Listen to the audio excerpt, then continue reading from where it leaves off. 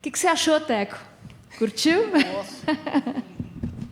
Falar para vocês, esse é o trabalho que mais me dá prazer fazer, é atender a esses convites, sabe? É muito legal quando a gente fala, poxa, que valeu a pena, né? A gente está aqui fazendo alguma coisa, e quando você vê uma geração que está vindo assim, chamar você para participar, e numa música tão espetacular como essa, parabéns.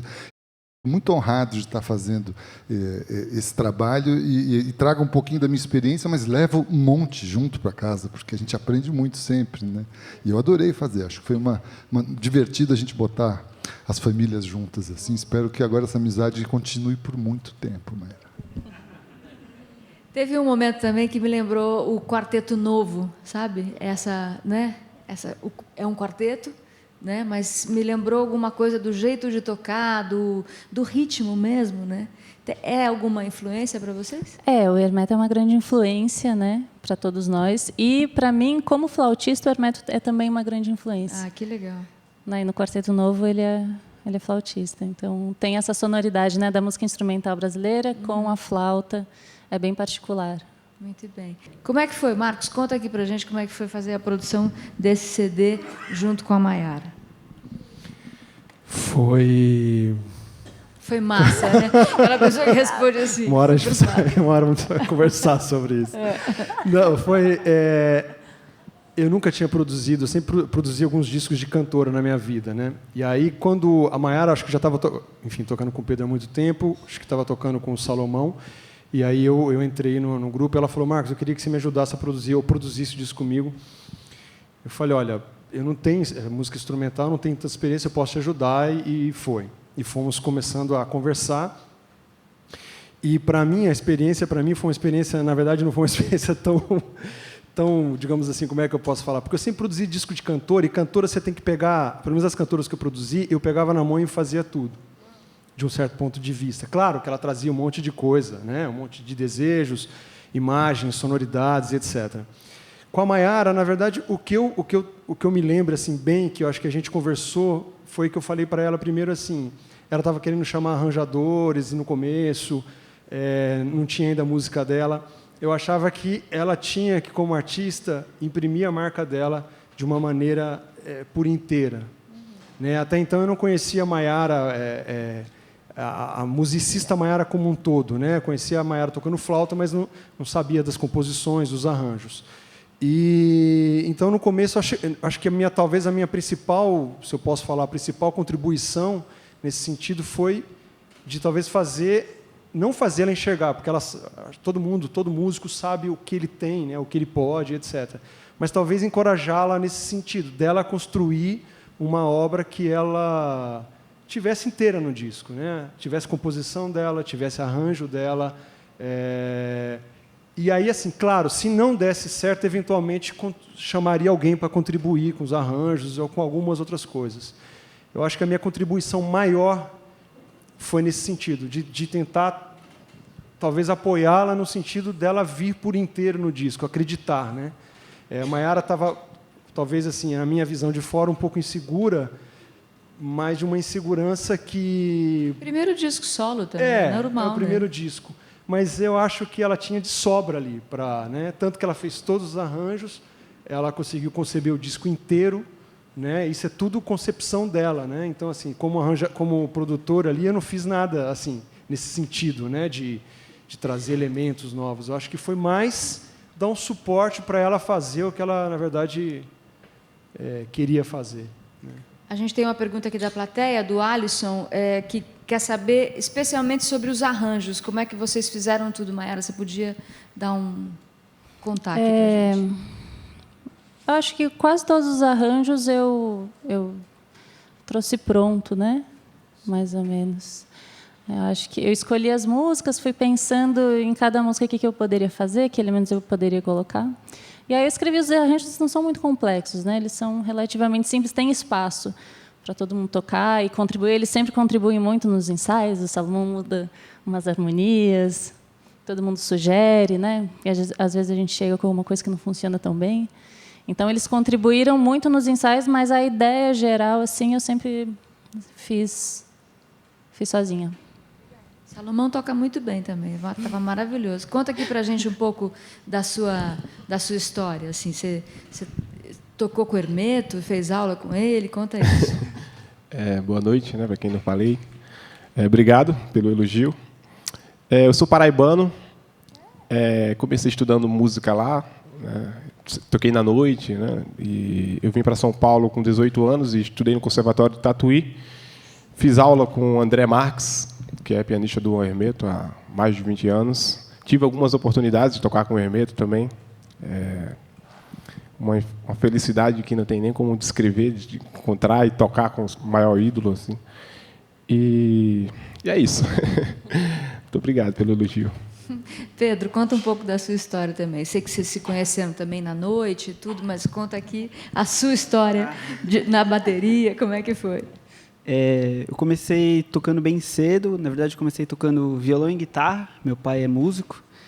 E aí comecei fazendo aula com ele. Depois acabei conhecendo a bateria e fui cada vez mais caminhando para a bateria. E aí deixando os instrumentos harmônicos e melódicos mais de lado, assim. E fui estudando bastante com vários professores daqui de São Paulo. Fui tentando montar alguns grupos, lançar trabalhos e tal. E eu acabei tendo, acho que mais proximidade com a música brasileira, mais do que o jazz americano, assim, apesar de gostar bastante também.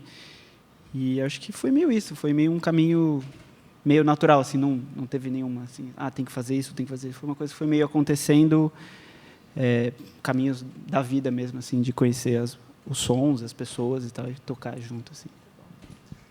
A gente tem algumas perguntas aqui da plateia também. A Nelma quer saber de todos os instrumentos de sopro, quais são, se você toca flautas diferentes. Maiara, também, para você contar aqui quais são elas. Eu toco as flautas, né? A flauta em dó, que é essa normal. Normal é maravilhoso. É a mais comum, né? Essa flauta em sol, que apesar dela ser curva, ela não é uma flauta baixo, né? Flauta baixo é maior. E o pícolo.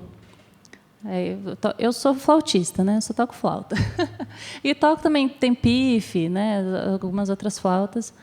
Mas é basicamente isso. O teco que tem mais uma família maior. Fica aí que tá bom. Teco, Laércio faz a mesma pergunta para você. Quais os instrumentos que você tocou aí? Eu trabalho com os saxofones e as flautas. Hoje eu toquei com sax barítono, né, que é uma ponta do mais grave, e o sax soprano, que é um dos mais agudos. E aí entrou aqui uma flauta baixo, né, que é essa aqui, que é o dobro dessa aqui. Se puser duas dessas em entortar, dá uma dessa. Essa em dó, e essa também em dó, uma oitava abaixo. Por isso que ela é o dobro, tem uma questão física aqui. Mas eu adoro flautas de bambu, adoro pifes. Essas duplinhas que eu toquei hoje são flautinhas do Xingu, são flautinhas, uma é Camaiurá e outra é uma Colutaí, flautinhas indígenas brasileiras, que é para tocar numa outra linguagem. Mas isso eu acho que é legal, quer dizer, eu peguei e trouxe para uma linguagem dos pifes. Aqui fui fazer um parzinho terno de pife com umas flautas amazônicas e vamos embora, né? É assim que funciona. A gente vai experimentando, né, Mayara? Mas eu sou da família das flautas e saxofones. Ney, aqui da plateia, pede para você, Mayara, falar um pouquinho sobre o Copinha. Bom, o Copinha, ele foi flautista, saxofonista, clarinetista, compositor, maestro, arranjador. E ele nasceu em São Paulo, em 1910, tocou aqui nos cinemas mudos. Tem uma história bem dos primórdios da música brasileira, né? Antes do choro ser chamado choro. E nos anos 40 que ele mudou definitivamente para o Rio e fez a carreira dele toda lá, tocando nas rádios. Na verdade, aí ele foi maestro. Ele tinha programas de rádio, né, com uma orquestra que ele conduzia, que chamava Cópia, isso, orquestra. E aí, mas ele ficou mesmo famoso e ele é lembrado como flautista a partir da década de 60, que foi quando ele voltou a tocar flauta, né? Durante muitas décadas ele estava mais como clarinetista e maestro. Ele voltou nos anos 60 com a bossa nova. Ele gravou Chega de Saudade, do João Gilberto, E a partir de então ele fez inúmeras gravações como flautista, e ele meio que resgatou a flauta na música brasileira, e ele participou também do movimento de renovação do choro da década de 70. Então ele foi uma figura emblemática em vários momentos, assim, do cinema mudo, quando veio o cinema falado, né, que os músicos ficaram sem trabalho, da época do cassino, que ele tocava também, quando foi proibido o cassino, da bossa nova, do choro. Então ele foi um músico que percorreu praticamente todo o século XX, e tem uma história muito, muito legal. A partir de 60, 70, até o falecimento dele em 84, ele gravou muita coisa. Ele é o principal, se ouvir qualquer coisa dessa época, a maioria é ele tocando, né? Cara, importante a beça. É bom a Muito gente trazer ele importante. para essa pauta nossa aqui. A gente tem também uma pergunta da Léa Freire, nossa musa inspiradora, que vai aparecer aqui para nós. Vamos ver. Maiara, o que você tem a dizer para as mulheres que gostariam de improvisar? Ai, meu Deus. A Léa, na verdade, é o que a Léa sempre me falou, né? Desde que eu conheci ela falou: mulher tem que improvisar, tem que ir. Nota errada não dá nem coceira, você tem que tocar. Eu acho que, na verdade, é isso, né? Parece simples, mas, por outro lado, também é um assunto bem complexo, né? Envolve outras subjetividades, outras coisas. Porque o mundo da improvisação é muito masculino, então não é... Pode ser simples, mas pode não ser também. Que curioso isso. Eu nunca tinha imaginado que o mundo da improvisação fosse mais masculino. A mulher é menos livre para improvisar nos grupos? Não, na O que verdade, acontece? a música instrumental, de uma forma geral, é bem masculina. A música, né? Aí você vai fechando cada vez mais o mundo, e vai... né? Vamos dizer.